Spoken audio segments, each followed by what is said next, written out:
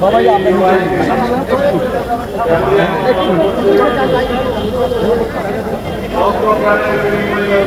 বাংলাদেশের স্বাধীনতার সর্বপ্রথম সংখ্যায় আর আমার মনে হচ্ছে বাংলাদেশে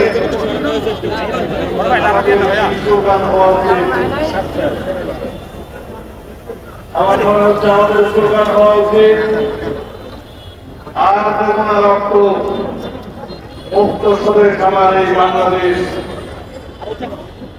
এই স্লোগান যদি আমরা দিই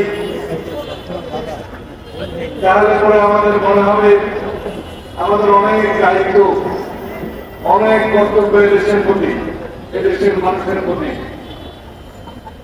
আর যেমন রক্ত মুক্ত আমার বাংলাদেশ, স্বদেশ আমার মুক্ত। এই শহীদের রক্তে রঞ্জিত এই বাংলাদেশে আমাদের শপথ হবে এই রক্তস্নাত শহীদের রক্তস্নাত বাংলাদেশে ফেস্টিভ্যালের কোন ঠাঁই নাই।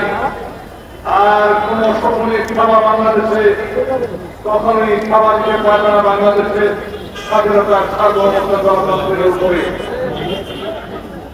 আমাদের বক্তব্য হওয়া উচিত আজকে যারা নতুন নতুন বাক্য বিশারণ হয়েছেন রাজনীতিতে তাদের উদ্দেশ্যে নসিহত করছি, যারা নতুন করে বাংলাদেশে ক্ষমতায় যাওয়ার জন্য স্বপ্ন দেখছেন এই স্বপ্ন দেখা ভালো।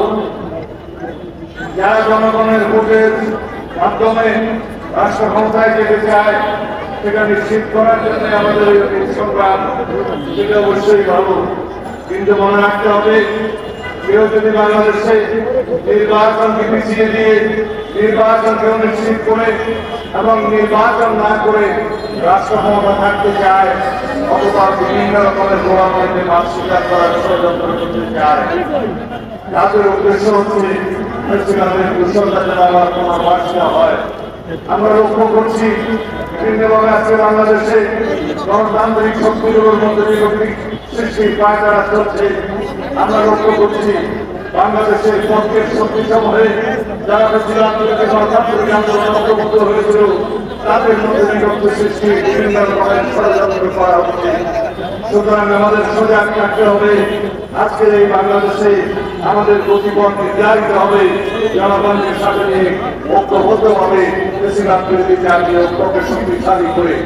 তাই বন্ধুগণ, আমাদের আজকে অনেক কথা, এই জুলাই কেন আসুক, এই জুলাই আসতে কেন 17 বছর লাগলো, বাংলাদেশের স্বাধীনতা আসতে কেন 23 বছর লাগলো, স্বৈরাচার বিরোধী সামরিক স্বৈরাচার বিরোধী সংগ্রামের পরে 9 বছর পরে কেন গণঅভ্যুত্থান হলো, ছাত্র গণঅভ্যুত্থান হলো, এগুলো আমাদের বিচার করতে হবে।